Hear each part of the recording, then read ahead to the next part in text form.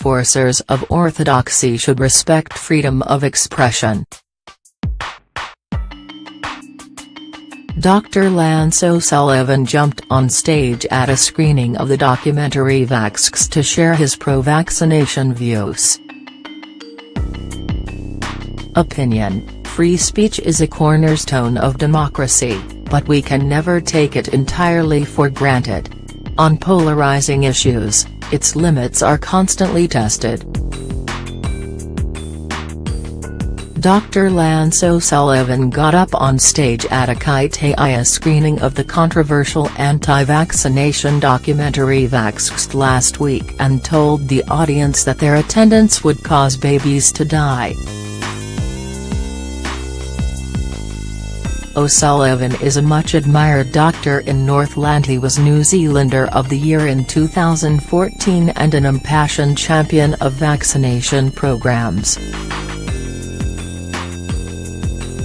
The makers of Vaxxed claim the vaccine that immunizes children against measles, mumps and rubella can cause autism, a theory discredited by medical authorities. O'Sullivan wanted the audience to know that he has held dying children who would have survived had they been immunized. Radio New Zealand that he was worried that immunisation rates in Northland were declining because of erroneous anti-vaccine propaganda, hence his decision to speak at the screening of Vaxxed. When I first heard a radio report about the KITIA incident, I wondered whether O'Sullivan had stepped out of line. The report seemed to suggest that he wanted to prevent people seeing the film. That would have been an unacceptable intrusion on freedom of expression. Section 14 of the Bill of Rights Act rightly protects the right to free speech, including the freedom to seek, receive, and impart information and opinions of any kind in any form.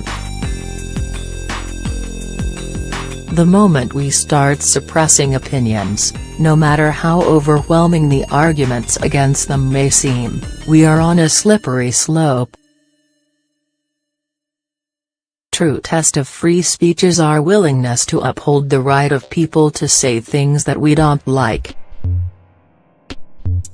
But then I watched a video of O'Sullivan speaking from the stage at KITIA and he didn't appear to be making any attempt to stop people watching the film. He just wanted the audience to know that he believed Vaxxed was based on fraudulent misinformation. In other words, he was asserting his own right to free speech.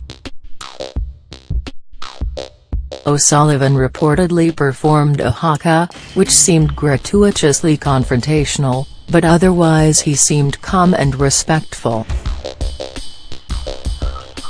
His statement to the audience that their presence would cause babies to die may have been a theatrical exaggeration, but you could see where he was coming from.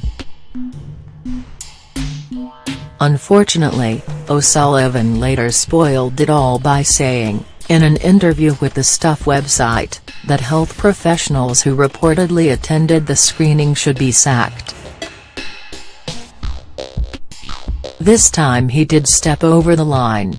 It's not for O'Sullivan to decide what opinions other health professionals should hold, or be exposed to. At this point, his legitimate espousal of the pro-immunization viewpoint transmuted into an authoritarian insistence that anyone who didn't fall into line with the officially correct view should be punished.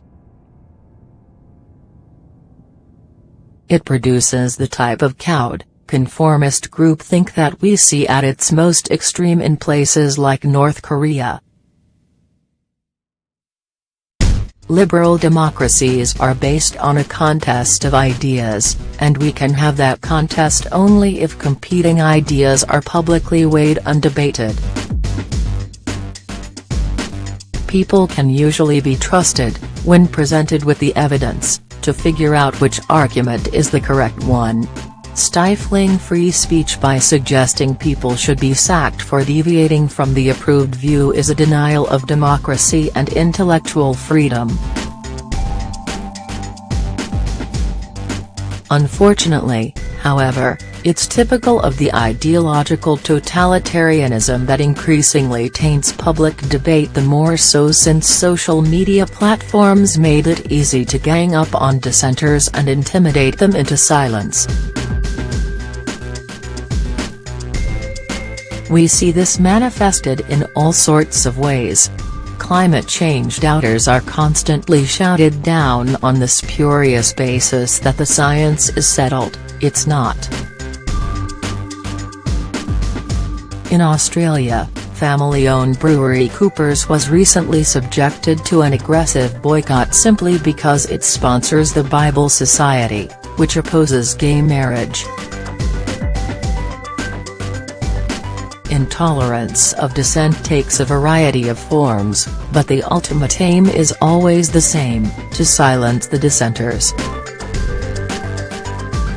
I saw another example last week when Wellington's Dominion Post published an article by former MP Gordon Copeland, a devout Christian and pro-lifer, urging that the principle of informed consent should be applied when a woman is considering an abortion.